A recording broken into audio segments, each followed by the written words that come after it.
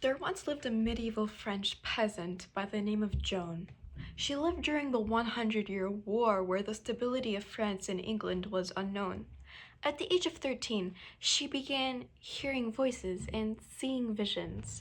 Three holy individuals appeared to her, as per Catholic tradition. Saint Michael the Archangel, the patron saint of defense. Saint Catherine of Alexandria, the patron saint of educational progress. And Saint Margaret of Antioch, the patron saint of the expecting. They told her, lead the French army to victory, and it would be God's will she was representing. The French officials, officially convinced, sent her to Chinon to speak with the heir. Everyone disguised themselves as this royal to throw her off, but her voices told her exactly whom and where. Impressed, they still needed to check if her mission was divine doctrinaire. They put her through the virginity test, proving she was pure. They put her through the spiritual test, proving her faith was secure. And they put her through the knowledge test, proving her as humble, sympathetic, and mature. Theologians were in agreement this girl needs to lead the French military. So Joan the Maiden chopped her hair, put on her armor, and picked up her sword, a new female itinerary. She began with writing a letter to the English king, asking him to end his occupation in France.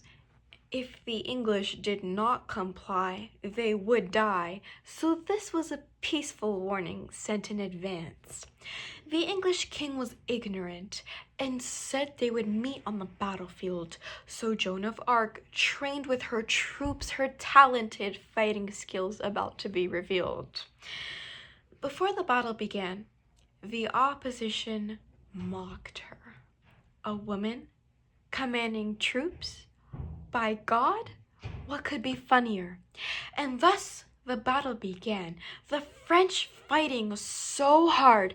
Joan was hit with an arrow to her shoulder, catching the French off guard. But in her bravery, they pushed and pulled and persevered through. And in 4 days' time, English occupation in Orleans withdrew.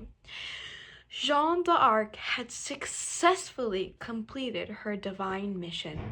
Charles was crowned King of France, restoring old tradition. But being beaten by a woman, the English were offended, so they captured 19-year-old Joan of Arc. They tied her up and placed her in a cell in the dark. During her trial, she was accused of many things. Wearing men's clothes was heresy. A woman hearing holy voices was diabolical, insinuating witchcraft. Her entire mission deemed blasphemy. But while being interrogated, she told them she was sent by God truly, and if they hurt her, they would be punished by God absolutely. But they tied her to a stick and burned her alive at the stake. Her ashes remain in the Seine River, her memory as a medieval woman commanding battle, never to forsake.